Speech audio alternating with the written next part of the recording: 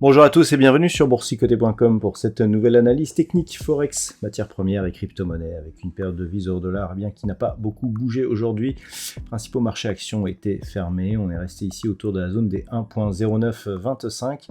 On observait ici un éventuel retour sur cette zone suite à cette première tentative de franchissement, mais il semblerait ici que celle-ci soit de nouveau résistance, donc on reste toutefois dans une dynamique plutôt haussière, comme on le voit ici sur ce graphe, mais il faudrait confirmer ici par une reprise donc des cours au-delà de cette zone pour tenter de rallier ici la zone des 1.1020. Pour l'instant donc nous sommes dans une phase de neutralisation au sein d'une dynamique qui continue à rester haussière. Attention ici à une rupture de cette zone qui a déjà été testée, proche des 1.0880, qui pourrait nous redonner un objectif de retour ici sur cette zone des 1.0780. Sur la paire de devises livre sterling contre dollar américain, nous sommes là aussi dans une dynamique plutôt haussière. On tentait de rester ici au-delà de la zone des 1.2440, on a un petit peu descendu.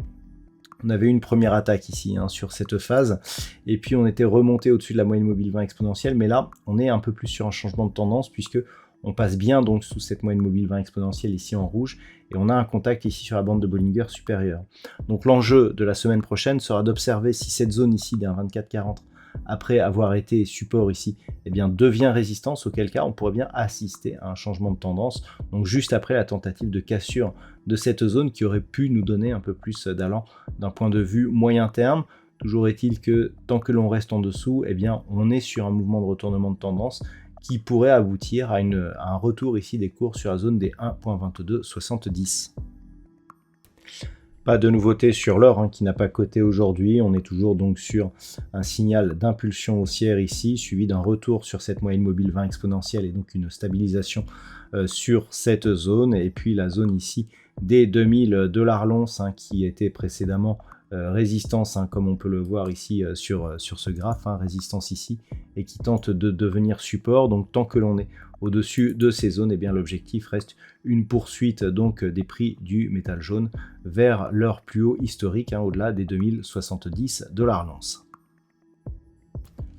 Au niveau du WTI, pas de nouvelles cotations aujourd'hui, c'était férié sur le marché action et donc sur le marché aussi du WTI.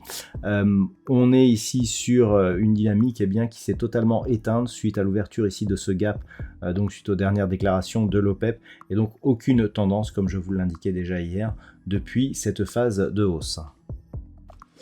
Rien de nouveau non plus sur le Bitcoin qui reste ici autour de cette zone des 28 000 $ pour un Bitcoin.